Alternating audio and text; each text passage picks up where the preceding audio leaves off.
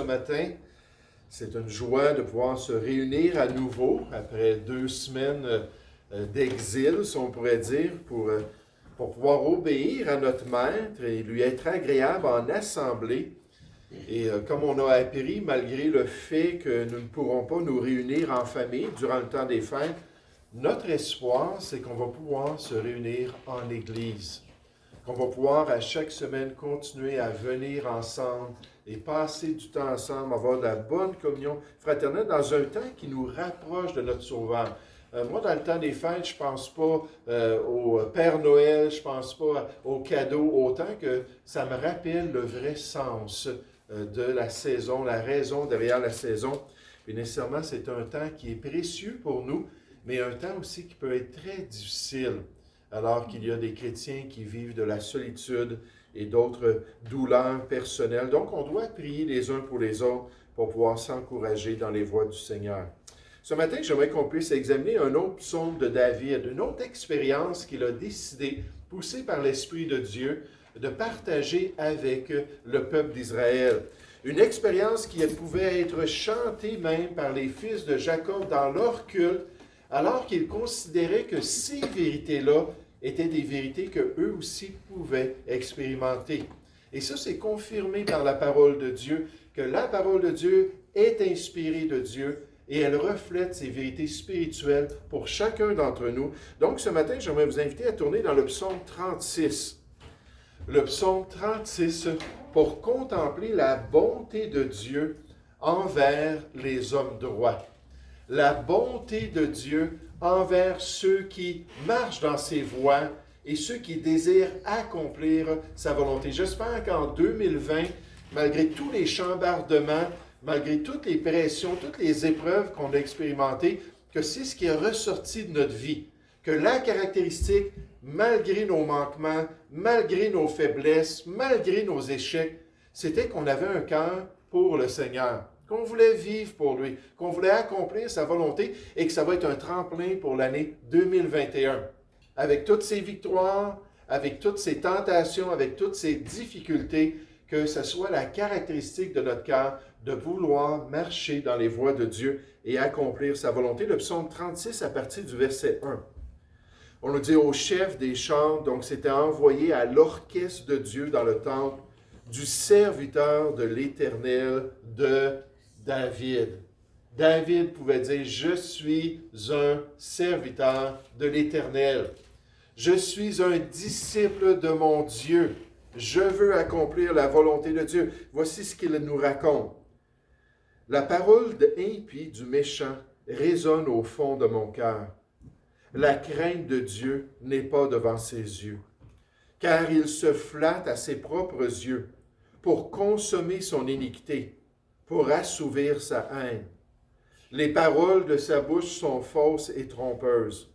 Il renonce à agir avec sagesse, à faire le bien. Il médite l'injustice sur sa couche. Il se tient sur une voie qui n'est pas bonne. Il ne repousse pas le mal. Donc David commence en disant, je veux être un serviteur de Dieu, mais voici les gens qui m'accompagnent, les gens qui m'entourent dans la société, les gens que je vais côtoyer dans mon quotidien. Et nécessairement, il y avait de mauvaises influences qu'on va voir dans un instant. Il dit, Éternel, ta bonté atteint jusqu'aux cieux, ta fidélité jusqu'aux nues. Ta justice est comme les montagnes de Dieu. Tes jugements sont comme le grand abîme. Éternel, tu soutiens les hommes et les bêtes. Combien est précieuse ta bonté, ô Éternel! À l'ombre de tes ailes, les fils de l'homme cherchent un refuge. Ils se rassasient de l'abondance de ta maison, car tu les abreuves au torrent de tes délices. Car auprès de toi est la source de la vie. Par ta lumière, nous voyons la lumière. Étends ta bonté sur ceux qui te connaissent et ta justice sur ceux dont le cœur est droit. Que le pied de l'orgueil ne m'atteigne pas et que la main des méchants ne me fasse pas fuir. Déjà tombent ceux qui commettent l'iniquité. Ils sont renversés et ils ne peuvent se relever. David, en tant que serviteur de Dieu, rend témoignage de son expérience personnelle. Il nous décrit le genre d'approche qu'il avait de son Dieu, ce désir-là de connaître les voies de Dieu et de rester fidèle pour le Seigneur. Puis rapidement, en lisant ce texte-là, on s'aperçoit que le méchant trouble les hommes droits. Le méchant va troubler ceux qui veulent vivre pour le Seigneur. Ceux qui cherchent à vivre droitement sur cette terre sont confrontés par le témoignage du méchant, par l'iniquité de ceux qui ne veulent pas plaire à Dieu, de ceux qui s'opposent bien souvent au plan du Seigneur pour la vie du chrétien. Et dans de telles relations, pour David et pour l'enfant de Dieu, on peut vivre des pressions dans notre quotidien. On peut expérimenter une tension personnelle, que ce soit au niveau psychologique, que ce soit au niveau moral, que ce soit au niveau décisionnel. Lorsqu'on veut faire des choix, puis qu'on a des gens qui nous encouragent à faire les mauvais choix, puis il y a des gens qui nous mettent la pression si on fait les bons choix, David dit, écoutez, c'est pénible pour moi, et voici ce que je fais avec ce fardeau-là. Voici comment je vais venir à mon Dieu pour me décharger sur lui de ce souci-là de relations pénibles et difficiles dans ma vie. Au verset 1, il dit au chef des chants du serviteur de l'Éternel, de David, la parole impie du méchant résonne au fond de mon cœur. Ça rentre profondément en moi. Ça vient profondément m'affecter dans mon homme intérieur. Cette impiété-là, cette rébellion-là, ces paroles-là qui sortent de la bouche des gens que je côtoie, il dit, ça vient puis ça me déroute. Ça vient puis ça m'affecte énormément. Il dit, la crainte de Dieu n'est pas devant ses yeux, car il se flatte à ses propres yeux pour consommer son iniquité, pour assouvir sa haine. Les paroles de sa bouche sont fausses et trompeuses, donc ça vient, ça rentre à l'intérieur de moi et ça m'affecte. Il renonce à agir avec sagesse. Il renonce, c'est sous-entendu, à faire le bien. Il médite l'injustice sur sa couche. Il se tient sur une voie qui n'est pas bonne. Il ne repousse pas le mal. Comme un commentateur biblique le dit, le cœur du méchant est devenu insensé dans cette expérience-là où David voyait cette transformation-là et ses actions sont devenues méchantes. Il a coupé le lien entre lui-même et toute justice.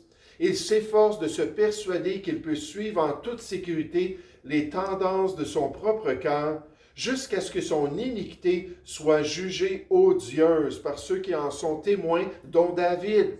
Il pêche si hardiment avec tant de confiance qu'il devint enfin détestable aux hommes. Cette pression-là qui vient sur le cœur de David, cette expérience-là dans notre quotidien, peut-être au travail, peut-être dans notre voisinage avec nos amis, peut-être même dans nos familles. Je pensais lorsque le Seigneur Jésus a dit, « Vous savez, je ne suis pas venu porter la paix sur la terre, apporter la paix sur la terre, mais je suis venu apporter l'épée. » Puis là, il parle des familles, que le père va s'élever contre les enfants vont s'élever contre le père, la belle-fille contre la belle-mère. Il va y avoir toutes ces tensions-là. Et David disait, c'est dur pour moi vivre cela. Ça vient m'affecter profondément. Puis si on est sincère, on doit avouer que c'est le cas, n'est-ce pas? Mm-hmm. On aimerait tellement que tout le monde connaisse la grâce de Dieu. Amen. On aimerait tellement que tout le monde ait cette relation-là avec le Seigneur. On aimerait tellement que tout le monde puisse marcher dans les voies de Dieu et accomplir la volonté de Dieu. Mais cet inconfort-là de celui qui rejette la vérité et qui désire se détourner de Dieu, cette impiété-là vient nous affecter en profondeur. Le livre des Proverbes nous dit que l'homme inique, l'homme rebelle, l'homme qui résiste à la volonté de Dieu est en abomination au juste. Qu'est-ce que ça veut dire? Ça veut dire que ça le repousse. Ce n'est pas quelque chose qui nous fait du bien de côtoyer ces gens-là, d'entendre leurs péchés, d'entendre la description de leur voie. C'est quelque chose qui, si on marche avec Dieu, si on est près de Dieu, ça va nous repousser. La Bible nous dit dans Deutéronome, verset 25 au verset 16, qu'un seul péché pour Dieu, c'est quelque chose qui est abominable à ses yeux. Imaginez quand le Seigneur Jésus est venu et qu'il est venu porter lui-même nos péchés sur la croix. Et que tout à coup, il s'est écrié, « Mon Dieu, pourquoi m'as-tu abandonné? » Il y avait des ténèbres sur toute la terre et même son Père céleste avait mis une main de distance entre lui et Jésus. Pourquoi? Parce qu'il était devenu péché abominable, maudit aux yeux de son Dieu. Et là, nous, en tant que chrétiens, quand on cherche à faire la volonté de Dieu, qu'on veut être un serviteur, une servante du Seigneur, et qu'on voit ces choses-là, c'est pas facile, c'est normal que ça vienne nous chercher. Et ça nous dit, et celui dont la voie est droite, ça c'est le défi. On n'aime pas ça être rejeté par les gens, n'est-ce pas? On n'aime pas ça que les personnes réagissent à notre style de vie, à nos décisions personnelles. Mais ça nous dit, dont la voie est droite, cet homme droit, cette femme droite, cet enfant droit est en abomination aux méchants. Et ça rend les relations tendues et pénibles, comme David l'avait expérimenté. Et vous savez, ce qui est intéressant dans ce psaume-là, il nous présente le contexte d'une des épreuves dans sa vie, d'un des fardeaux qu'il portait avec ces relations-là qu'il avait avec des impies. Puis là, il se tourne tout de suite vers la solution, vers le fait que Dieu, pour l'homme droit, s'élève au-dessus du méchant. Que la relation de Dieu avec Dieu transcende notre relation avec les gens méchants dans notre vie. Que si on s'approche de lui quotidiennement, que si on dépend de sa personne et de sa bonté, que comme Jérémie dans Lamentation chapitre 3, on va dire que les bontés de l'Éternel ne sont pas à leur terme. Ils se renouvellent à chaque jour. Oh, que ta fidélité est grande, Seigneur. Et pour David, c'était le cas. Il s'était aperçu que Dieu était tout suffisant. Même en face de ces relations pénibles-là, Dieu pouvait le consoler. Dieu pouvait le fortifier. Dieu pouvait lui permettre de surmonter ce fardeau-là, puis d'être victorieux par la grâce de Dieu. On est dit dans ces relations, si un homme sage conteste avec un insensé, un homme droit, puis un homme qui n'est pas droit, il aura beau se fâcher ou rire, la paix n'aura pas lieu. Puis des fois, notre objectif, c'est faire toutes les concessions possibles pour être en paix avec tout le monde. Vous savez, on peut chercher à être en paix, mais Dieu dit, ne fais pas de compromis. Puis ne mets pas de côté ma volonté.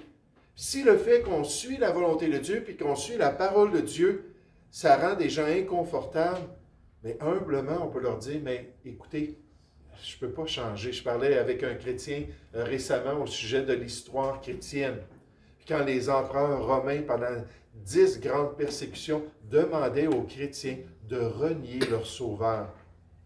Parce que l'empereur disait, c'est moi qui suis ton autorité suprême, je suis le Seigneur. Et le mot Kurios, ça dit celui qui s'élève au-dessus de toute autorité. Et l'empereur romain prenait cette expression-là, le Seigneur des chrétiens. Là, il demandait aux chrétiens de renier leur sauveur. J'aimerais vous dire, la grande majorité ont refusé et ont payé le prix ultime. Ils sont devenus des martyrs pour leur foi. Mais il y a quand même des milliers de chrétiens, soi-disant, qui ont décidé de se détourner de leur foi et de se détourner de leur sauveur. Mais la pression est là, n'est-ce pas? Puis des fois, on veut faire des compromis. Mais écoutez, au-delà de tout cela, c'est Dieu qui peut nous aider à le craindre avant de craindre l'homme, n'est-ce pas? Pour accomplir sa volonté. Dieu s'élève au-dessus de toute relation. Il console le cœur de tous ceux qui veulent se confier en lui. Il leur permet de comprendre la richesse de son amour et de sa bonté qui s'élève au-dessus des difficultés dans sa vie. Dieu ne veut pas qu'on soit des chrétiens frustrés. Dieu ne veut pas qu'on soit des chrétiens continuellement irrités à cause des gens qui nous entourent. Il ne veut pas qu'on se tourne vers eux et qu'on fasse des compromis. Il veut qu'on accepte de demeurer dans cette relation qui est prioritaire pour notre vie.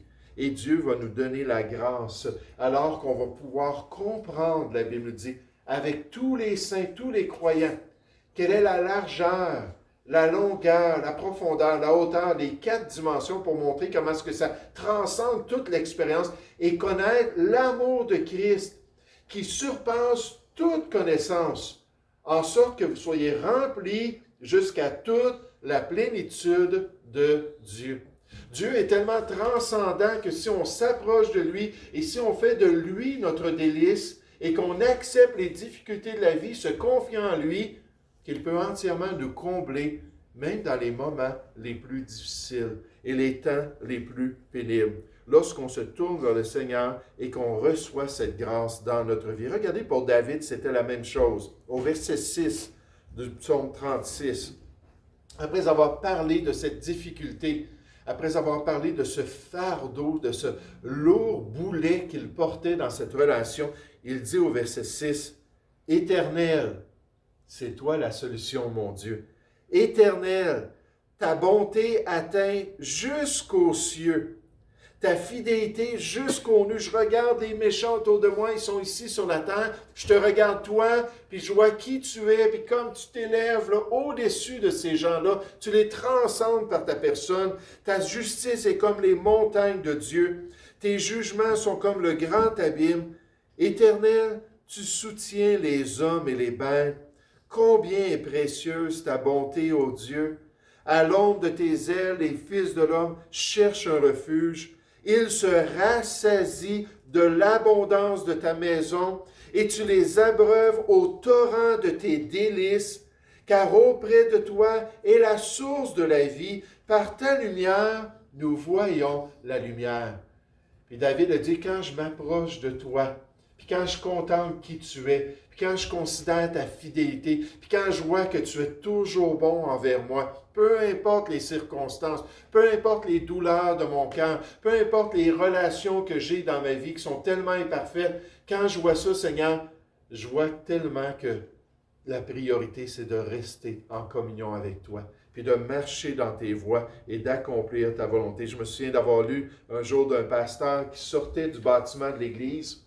Puis sur le trottoir, il y avait un petit garçon qui sifflait, puis il était tout content, puis il s'en allait. Et il avait une cage avec des oiseaux dans la cage. Puis là, il s'en allait, puis il marchait, puis les oiseaux s'en allaient, puis il frappait d'un côté, puis de l'autre de la cage. Puis là, le pasteur lui dit, « Hey, petit garçon, qu'est-ce que tu fais là? » Il dit, « Ah, il dit, j'ai pris une cage dans le garage de mon père, puis je suis allé dans la forêt, puis regardez les oiseaux que j'ai attrapés. » Là, il était là avec les oiseaux, puis il prenait la cage, puis il les faisait aller d'un côté, puis de l'autre, puis il dit, « Ils ne chantent pas. » Puis là, je joue avec eux, puis ils ne chantent pas, il y a quelque chose qui ne va pas. Puis il dit, « Je vais continuer à jouer avec eux, puis j'ai un beau chat à la maison qui a tellement hâte au festin que je vais leur donner. » Là, le pasteur, il a vu ça, il a dit, « Est-ce que toi, tu aimerais ça, vendre ta cage et tes oiseaux? » Le petit garçon a dit, « Combien est-ce que vous m'offrez? » Il dit, « Je te donnerai 20 $ pour ta cage. » Le garçon, il dit, « 20 $ pour la cage et les oiseaux? » Il dit, « Tenez, monsieur. »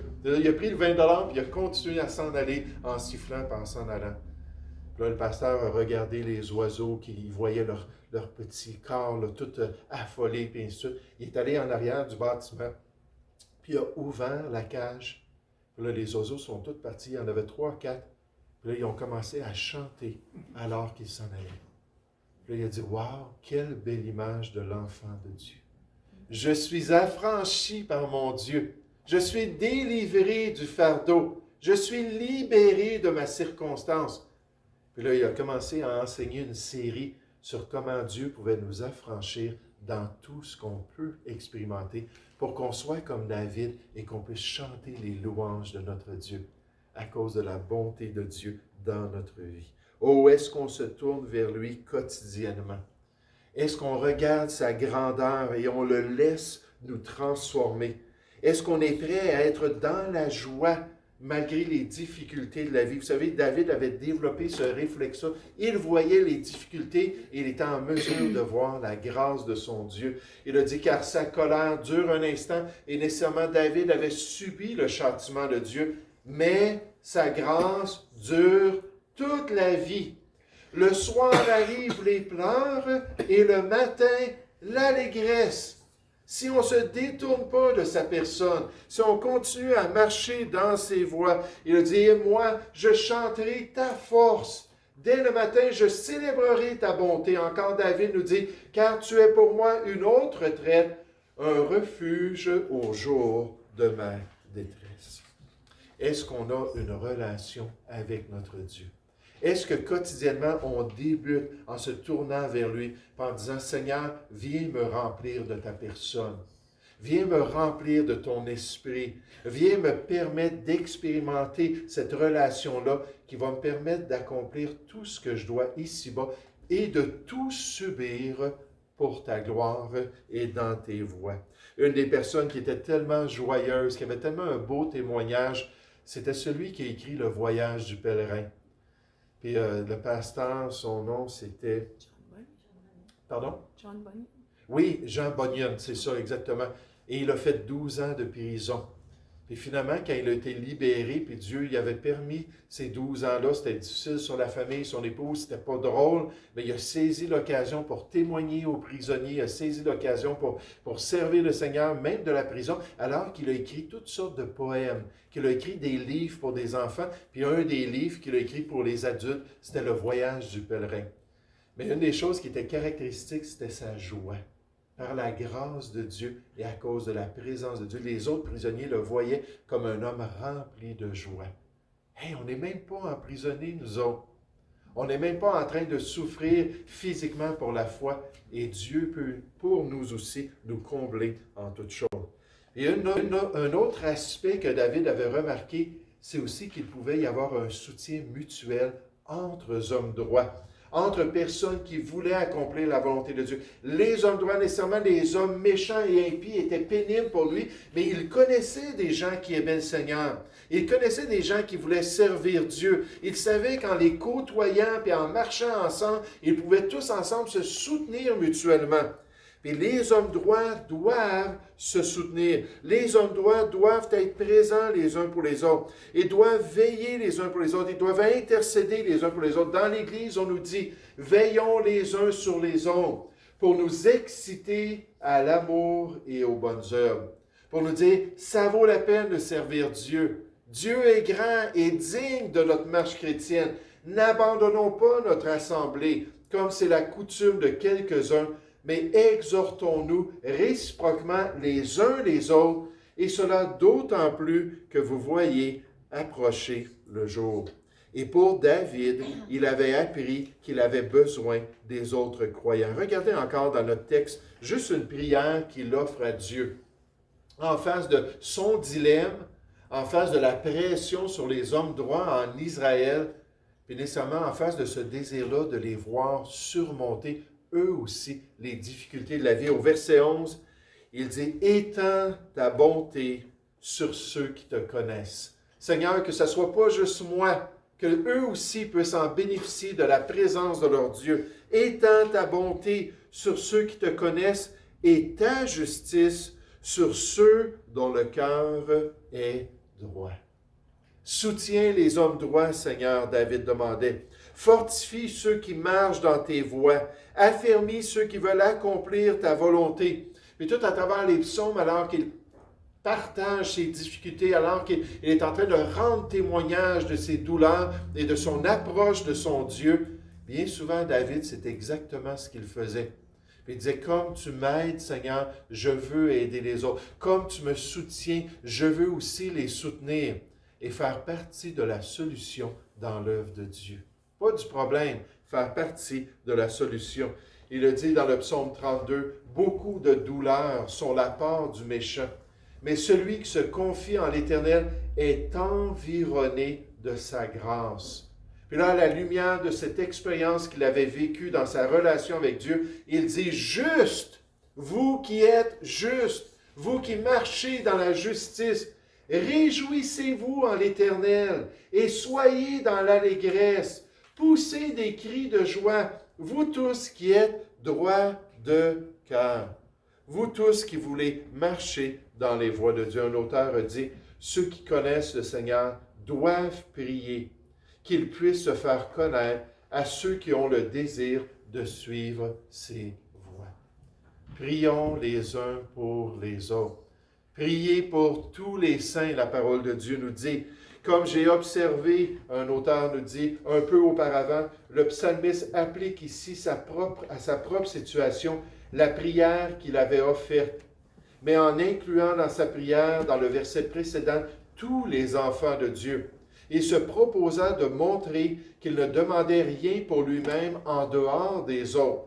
Donc, quand il priait, c'était aussi pour les autres. Mais le désirait seulement comme l'un des pieux et des droits, qui ont les yeux dirigés vers Dieu, qu'il pourrait jouir de sa faveur, en se soutenant les uns les autres, en ne permettant pas au mal d'être victorieux. Romains 12, au verset 21, nous dit qu'il faut surmonter le mal par le bien. Puis tous ensemble, on peut s'encourager, tous ensemble, on peut se soutenir, tous ensemble, on peut veiller les uns sur les autres. Puis David avait à cœur de soutenir ceux qui voulaient marcher dans les voies de Dieu. Et pour les méchants, il savait que leur sort était entre les mains de Dieu. On ne peut pas christianiser qui que ce soit. On ne peut pas convertir qui que ce soit.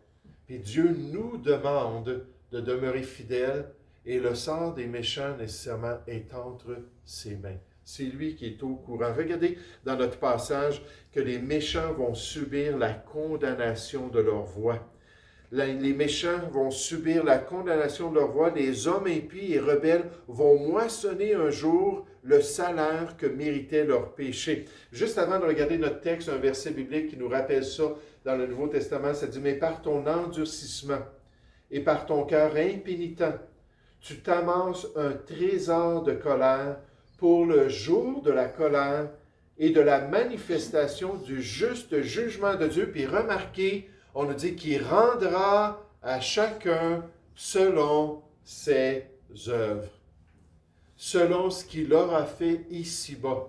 Puis quand quelqu'un est impie, puis quand quelqu'un fait de mauvais choix, puis quand quelqu'un poursuit les désirs de son cœur, à ce moment-là, Dieu nous dit qu'il y aura une condamnation qui va venir par le rattraper. Je lisais cette semaine dans 2 Pierre, chapitre 2, au verset 10. Alors que Pierre parle du jugement de Dieu, il va délivrer les hommes droits des impies. Il nous dit dans ce passage-là, il donne l'exemple de Lot, le juste, il donne différents exemples. Puis il nous dit qu'il réserve le jugement pour les rebelles. Puis dans 2 Pierre 2, au verset 10, il dit « Ceux qui poursuivent les désirs de leur chair jusqu'à l'impureté aux yeux de Dieu et qui méprisent les autorités. » Qui méprisent la structure que Dieu a établie ici-bas sur la terre. Donc Dieu révèle que son jugement va atteindre ces gens. La colère de Dieu va se manifester. Regardez comme conclusion au verset 12, comment David comprenait cet aspect-là, que les méchants un jour allaient se tenir devant Dieu. Au verset 12, il dit « Que le pied de l'orgueil ne m'atteigne pas, et que la main des méchants ne me fasse pas fuir. Déjà tombent ceux qui commettent l'iniquité, ils sont renversés et ils ne peuvent se relever. À cause de leur folie persistante, à cause qu'ils refusent de se repentir, à cause d'une vie livrée au mal, un jour ils vont en subir les conséquences. » Dans le psaume 37, David a exhorté l'homme droit à ne pas s'irriter contre le méchant, parce qu'il dit « Il n'y a point d'avenir pour ceux qui font le mal. » Oui, peut-être ici-bas, sur cette terre, ils vont s'en donner à cœur joie, mais cette terre, c'est juste une vapeur. C'est quoi 70 ans? C'est quoi 80 ans? Je pense que c'est rendu à 84 ans en moyenne, là, l'espérance de vie. C'est quoi en comparaison avec l'éternité? Il n'y a point d'espérance pour ces gens-là s'ils ne se repentent pas. Les méchants continuent à aimer le mal, même s'ils dépendent eux aussi de Dieu, le Créateur, pour leur vie, mais leur sort est assuré. La seule chose qu'on peut faire, c'est être un exemple. Essayer de glisser l'Évangile lorsque les portes s'ouvrent, c'est pas facile, n'est-ce pas? Il ne faut pas essayer de briser la porte parce qu'elle va devenir de plus en plus solide, puis il va y avoir de plus en plus de résistance. Et priez aussi que le Seigneur puisse étendre sa bonté sur ces gens-là pour qu'ils puissent se repentir. Mais dans un tel pays, un pays d'Israël, un pays spirituel où ils avaient la parole de Dieu, les pieux sont en mesure de vivre, donc les hommes pieux. Le poète prie pour que les méchants ne puissent pas l'en empêcher. Et il prévoit dans ce genre de contexte la chute définitive de tous les méchants. Oh frères et sœurs, il faut demeurer fidèles. Il faut continuer à servir le Seigneur. Il faut résister au découragement qui nous vient de la folie qu'on voit autour de nous, de ce monde pécheur qui est sous l'emprise du malin. Il ne faut pas se décourager. Il faut s'attacher à celui qui ne change pas, celui qui va demeurer fidèle, celui qui peut nous délivrer du malin ou nous délivrer à travers les difficultés que le malin va amener dans notre vie. Et surtout, il faut être présents les uns pour les autres. C'est une des raisons pourquoi c'est important d'être fidèle à l'Église, pour pouvoir se soutenir, s'encourager. Un dernier commentateur nous dit, le psalmiste conclut en priant pour que Dieu continue à montrer son caractère, en particulier son amour et sa justice inébranlable à ceux qui le connaissent. Il prie également que Dieu le protège des méchants. Cette double pétition résume le psaume 36, qui oppose le méchant au seul vrai Dieu. Donc Dieu, manifeste-toi dans la vie de tes enfants. Dieu, fais-leur connaître ta bonté et ton amour qui surpassent toutes choses. Et Dieu, garde-nous dans tes voies. Protège-nous du méchant et permets-nous d'accomplir toute ta volonté. Et j'aimerais vous dire, le Seigneur est fidèle pour le faire. Nous allons prier ensemble. Père Céleste, j'aimerais te louer ce matin, j'aimerais exalter ton nom pour ce privilège de pouvoir te connaître, ce privilège de pouvoir se rassembler avec d'autres croyants qui ont cette relation avec toi. Seigneur, tu nous dis que si nous sommes infidèles, toi, tu demeures fidèle. Alors, on peut toujours revenir à toi. On peut toujours se repentir. On peut toujours s'approcher de toi. Et Seigneur, toi, tu vas t'approcher de nous. Tu ne peux te renier toi-même. Tu ne peux renier ceux qui font partie de ta maisonnée. Et Seigneur, tu vas toujours demeurer un bon Père. Toi qui vois le restant de cette année, toi qui considères ce qui va se produire en 2021, Seigneur, c'est en toi qu'on veut se confier. C'est vers toi que nos cœurs veulent se porter. Puisses-tu nous garder, puisses-tu nous guider et puisses-tu nous fortifier dans toute ta volonté. Seigneur, encore une fois, on veut te prier pour ces membres de nos familles que nous ne pourrons voir dans le temps des fêtes. Et Seigneur, on veut te prier que tu puisses étendre ta main, Père, et les garder. Je sais que pour certains, la psychologie, la crise qu'ils vivent en ce moment, les pressions psychologiques, Seigneur, pour certains vont peut-être les pousser à se tourner vers la boisson ou vers d'autres dépendances, Seigneur, à faire des choix malheureux. Mais Père, on te prie, Père, encore une fois, qu'on puisse être ces lumières, qu'on puisse être ce sel, qu'on puisse être cette influence en tant que qu'ouvrier dans l'Évangile. Alors utilise-nous, Seigneur, et guide-nous, nous te prions, pendant ce temps difficile. Et en 2021, Père, que ta volonté soit faite dans chacune de nos vies. Père, nous te prions au nom du Seigneur Jésus. Amen. J'aimerais vous demander de vous lever, s'il vous plaît, pour un dernier cantique ce matin, le numéro 250. Toujours dans le Célébrons Dieu, le numéro 250.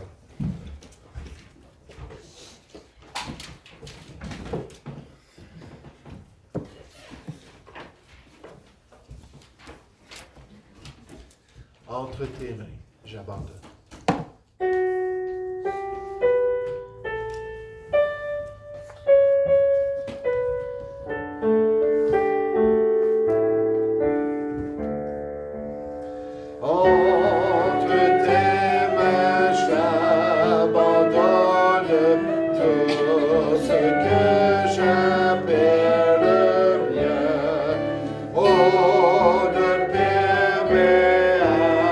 Personne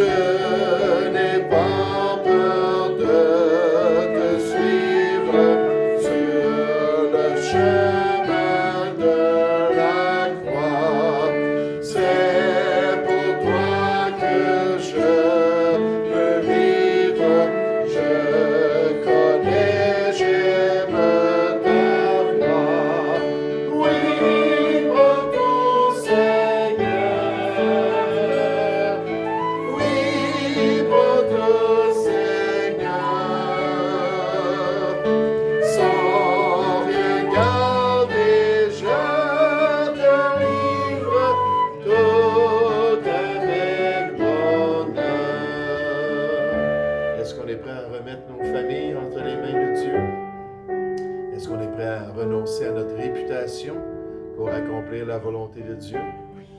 Est-ce qu'on est prêt à voir les souffrances qu'on expérimente et dire, Seigneur, tiens, je me décharge sur toi, je répands mon cœur devant ta présence? Est-ce qu'on est prêt à expérimenter la présence de Dieu encore plus par la grâce de Dieu? Oh, il ne faut pas résister à la volonté de Dieu. Il ne faut pas faire les compromis que ce monde nous demande. Nécessairement, Dieu nous montre et Dieu nous guide. Et à travers tout ça, il faut être prêt à accomplir pleinement la volonté de Dieu, coûte que coûte. Troisième strophe. Tu connais mieux que moi-même tous les besoins de mon cœur. Et pour mon bonheur suprême, tu peux me rendre vainqueur. Oui, mon doux Seigneur. Oui, mon doux Seigneur. Je ne vis plus pour moi-même, mais pour mon Sauveur. Prends mon corps et prends mon âme, que tout en moi soit à toi, que par ta divine forme, tout mal soit détruit en moi. Oui, mon doux Seigneur.